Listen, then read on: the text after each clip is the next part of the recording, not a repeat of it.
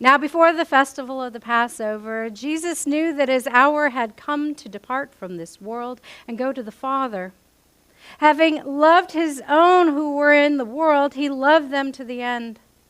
The devil had already put into the heart of Judas, son of Simon Iscariot, to betray him. And during supper, Jesus, knowing that the Father had given all things into his hands and that he had come from God and was going to God, got up from the table, took off his outer robe, and tied a towel around himself. Then he poured water into a basin and began to wash the disciples' feet and wipe them with the towel that was tied around him. He came to Simon Peter, who said to him, "Lord, are you going to wash my feet?" Jesus answered, "You do not know what I am doing, but later you will understand." Peter said to him, "You will never wash my feet." Jesus answered, "Unless I wash you, you have no share in me." Simon Peter said to him, "Lord, not my feet, but also my hands and my head." Jesus said to him, "The one who bathes does not need to wash except for the feet, but is entirely clean. And you are clean, though not all of you." For he knew who was to betray him. For this reason he said, "Not all of you are clean." After he had washed their feet, had put on his robe, and had returned to the table, he said to them, "Do you know what I have done for you? You call me teacher and Lord, and you are right, for that is what I am. So if I, your Lord and teacher, have washed your feet, you also ought to wash one another's feet. For I have set you an example, that you also should do as I have done to you. Very truly I tell you, servants are not greater than their master, nor are messengers greater than the one who sent them. If you know these things, you are blessed if you do them." Jesus said, "Now the Son of Man has been glorified, and God has been glorified in him. If God has been glorified in him, God will also glorify him in himself, and will glorify him at once. Little children, I am with you only a little longer. You will look for me, and as I said to the Jews, so now I say to you, where I am going, you cannot come. I give you this new commandment, that you love one another, just as I have loved you. You also should love one another. By this, everyone will know that you are my disciples, if you have love for one another." The gospel of our Lord. Praise to you, O Christ. You may be seated.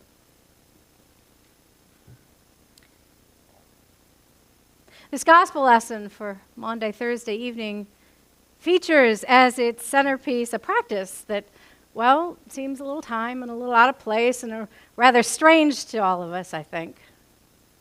Foot washing. The idea of having one's feet washed or washing someone else's feet is, well, I think a little odd to most of us, right? Okay, so the other day I ran across a video on the internet, and I'll preface it by saying it's not the most PC thing on the planet, but I think it captures what we instinctively feel about foot washing. And Carrie's going to play it for us. Wow, brethren, I'm glad you could make it out to today's feet washing service. Man, I'm so glad Elder Jones in here. Man, his feet be nasty. He be smelling like Doritos and doo-doo. He be having maggots and roaches crawling all over his toes and stuff. And man, his feet be looking like Bigfoot, all hairy and stuff. Brother, is there something you'd like to share with the rest of us? Pastor, he was over there talking about Elder Jones' feet like they nasty, and he just got roaches and stuff crawling out. Ain't nobody got roaches crawling out their feet. I think we just need to pray for this brother over here because he's a heathen. Oh, you really want to do this again? I got your heathen right here. Brother, let's calm this down. We don't need any. Well, look at here, Elder Jones. Hey, brethren, I made it out for feet washing service. I'll be down there in just a second. Give me a moment. Pastor, I think the heathen should wash his feet since he was talking all that stuff. Okay, Pastor, I'm sorry for talking about it, but his feet really is nasty. I can't be washing it. Elder Jones, it's so good to see you again. This brother right here is going to wash your feet. Pastor, come on. I'll keep you in my prayers, brother heathen. Tried to give y'all the warnings. Brother, it's really going to be okay. You just need to work on your humility. I haven't been able to wash my feet since last year. I've been having some medical problems. Elder Jones, you don't need to be worried about any of that. We got you covered here. Boy, take his shoes and socks off. Is that a roach? Yeah, it is. Just like I was trying to tell y'all. Wait a minute. All these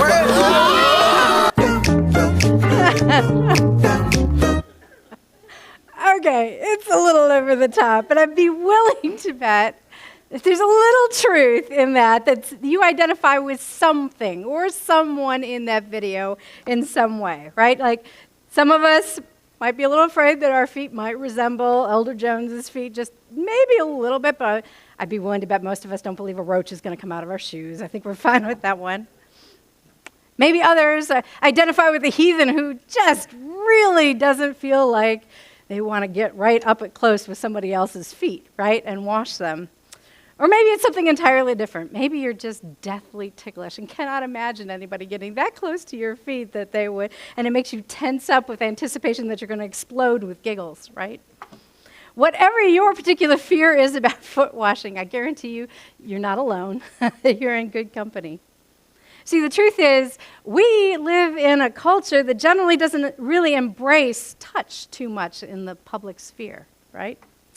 Much less touching somebody's feet. We like our personal space. In fact, according to the Journal for Cross-Cultural Psychology, Americans generally need about 3 feet of space around them in a public setting.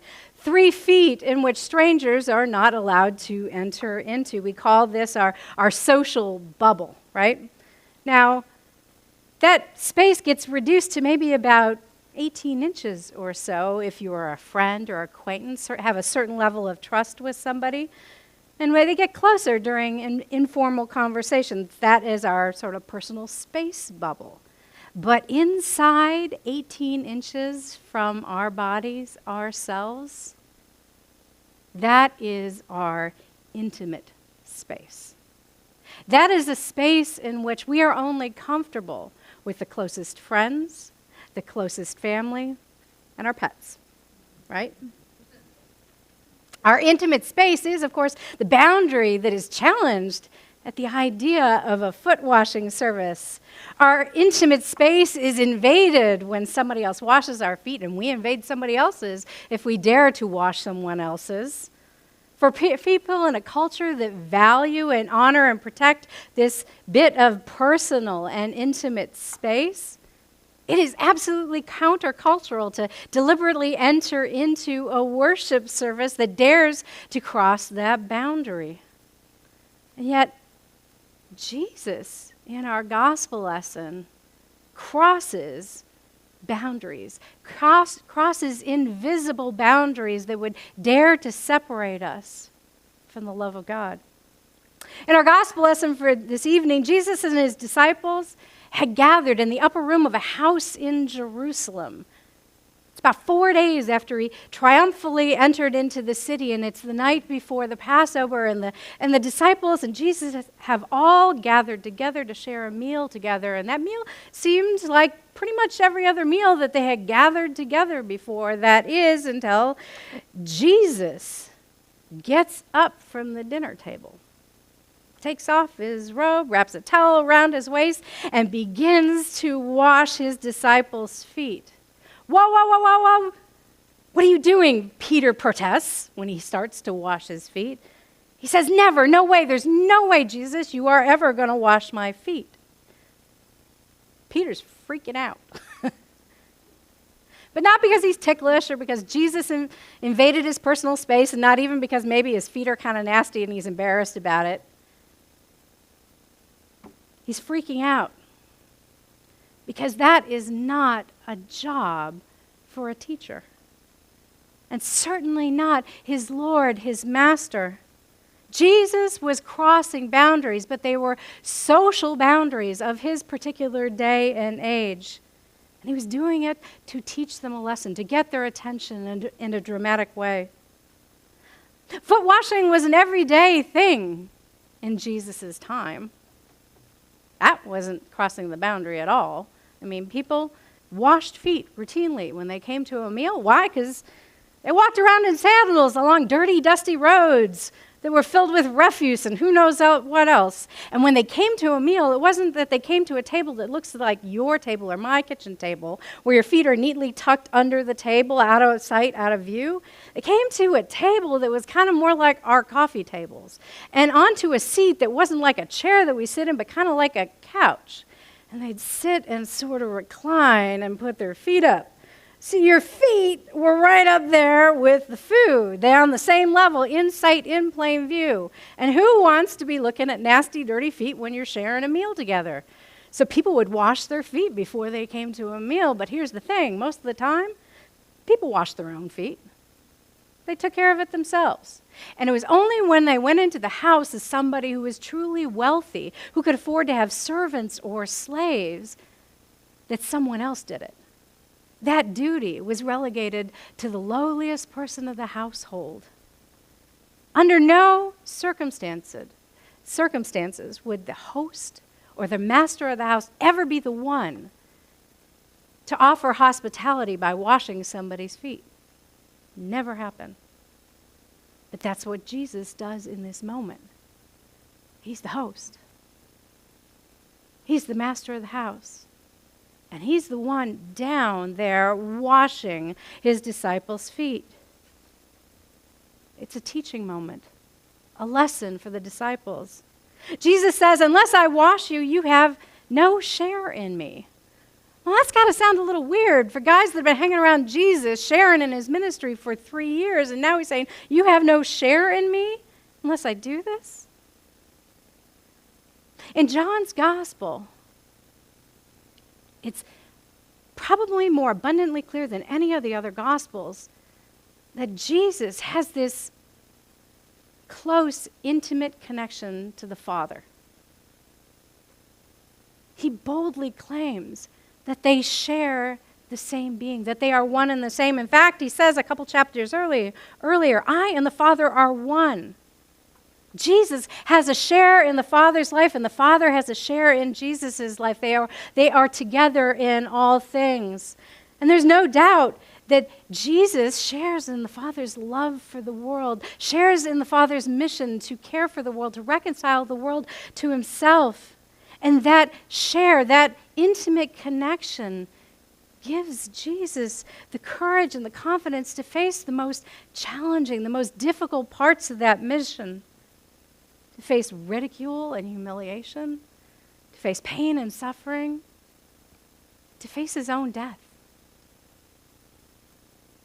But now Jesus wants to extend that connection, that share, to his disciples, to give them a part of this intimate connection that he has to the Father, an intimate connection into this mission, to know that the Father loves them. But in order to do that, Jesus has to get past some boundaries, some walls, the things that we human beings have been building up around ourselves since the beginning of time in order to insulate ourselves from risk and from danger. Have you ever noticed how it is that we know that we are truly loved by somebody? Love for who we really are, all of our faults, all of our brokenness, and still loved? It only happens when someone manages to get past all of our protective barriers. It only happens when someone enters our personal and our intimate space, where they're able to get up close enough to see us in our fullness, to see our brokenness, to see our ugliness, because we've all got it. We've all got something that we don't want the world to see, and you can only see it when you get up close and personal. And we know that we are loved in spite of, and maybe even because of, our faults and our brokenness. When somebody sees us in our fullness and still acts with love, and compassion and kindness and respect. That's when we know that we are actually lovable as we are, and not as how we pretend to be, or not how we'd like to show the world we might be, but as we actually are. That's the moment that when we receive our share in the life of Jesus Christ, this life that is connected to the Father, to show the world how much God loves God's good creation. A few years ago, Joe and I were participating in a community Maundy Thursday service here in Elizabeth City. And at that service, there were two particular women in attendance who were going through just a really awful time in both of their lives. Both of their marriages were just falling apart. Anger and sadness, bitterness, betrayal and grief. Life was a swirling mess of all of it. And yet most of the time, these women didn't let on. Most of the time, the world around them only saw strong, vibrant women. They put on a brave front for children and for coworkers and church members and any other social circles. But that evening at that worship service, something happened. Something sacred and extraordinary. As the women came forward for the foot washing portion of the service, they each washed each other's feet. And when they did, tears just started streaming down both of their faces. The barrier was crossed. God was in their intimate space. It's not hard to imagine that in that sacred moment, they were truly reminded of God's love for them through the hands of the person that was standing there loving them, kneeling at their feet. Jesus gives us a share in himself, a share in this connection for the Father, not just so that we can know that we are loved, though that is part of it, and an absolutely necessary part of it, but God gives us this share in his life so that we can be commissioned for service. Receiving a share in God's love, knowing that we are loved, enables us to show love to others. Sociologist Robert Wuthnow, I can hardly pronounce that man's name, from Princeton University, he tells a story about a guy named Jack Casey. And Jack was employed as an emergency worker working on an ambulance crew. When Jack was a child, though, a very young child, he had to go in for oral surgery. He had to have 5 teeth pulled under general anesthesia as a very young boy. And when he approached surgery, he was absolutely terrified of this. But the one thing he remembers about this time in his life was a surgical nurse who, when she realized exactly how terrified he was, came right over to him and said, "Don't worry. I'll be right here beside you the whole time. I'm not going to leave you."